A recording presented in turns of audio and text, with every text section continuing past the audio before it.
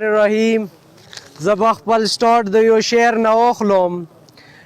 لارې که هر څومره اوږدې دي موږ ستومانه نه یو، لارې که هر اوږدې دي موږ ستومانه نه یو، موږ په خپل کړي بغاوت باندې پښیمانه نه یو.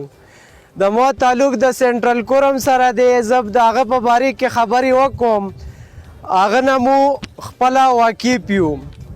اول خبره دا دی چې موږ خپله نظریه سپورټ کوو. 2018 کې هم سپورټ کړی دی، 2020 کې هم سپورټ کړی دی او اوس هم سپورټ کوو.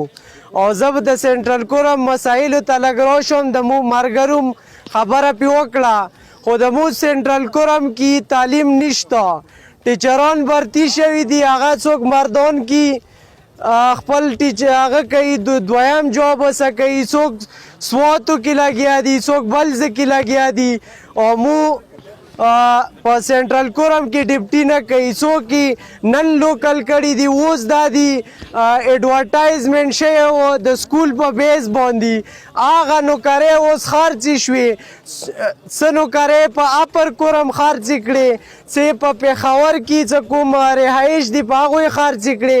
هغه خلک څه وشي هلته څوک ډیپټي نه کوي. نو د مو تعلیمي کوم نظام دی په سنټرل کورم کې، هغه ډېر بوره حالات کې روان دی. نو موږ راشو بل د اوبوی مسلې د مو سنټرل کورم ته ټولو نه مین مسله دی، هغه د مو اوبوی دی. زه د یوه کلي مثال لیر کوم. د مو کلی کې ویسي سیدکرام سره یو کلی دی او دو ته ویلی شي. هغوی ته د 20 کالو نه روډ نه ورختلی. په 2018 کې هغوی سره خلکو وعدې وکړې چې موږ روډ درخېجوو. روډ هغوی ورونه خېجوو. هغوی د لوګي په سر 1 لاک روپۍ غونډې کړې او 2 اپریدیان دي هغوی ځان ته روډ وخېجوو. او 20 کاله هغوی په خرونو باندې هغه خېجولې، بوجۍ به خېجولې، هغه به خېجولو. هغوی ځان ته په خپلو پیسو باندې روډ وخېجوو. روډ خو یې وخېجوو، هغوی کلي ته اوس د اوبو مسله دی. هغوی په 15 کیلومیټره باندې په خرونو باندې اوبه راخېجوي. موږ نظریه سپورټ کوو. آیا تاسې ملک صاحب نه زه درخواست کوم چې تاسې سنټرل کورم ته دورې وکړئ.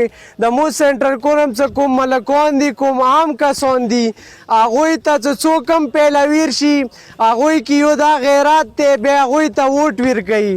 نو تاسې خپل ټایم ملک صاحب ضایع نه کړئ. تاسې سنټرل کورم ته وخېجئ، دلته وګرځئ، اول ویر شوئ.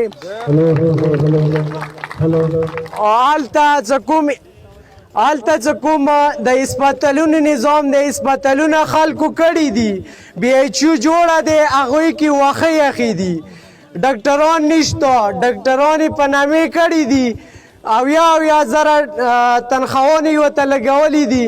خو هلته هسپتال سره څوک پېژني نه چې دلته شوی دی، خو حجرې کې یې ورته منظور کړي دي او هغه ننه ورکې واښه یخې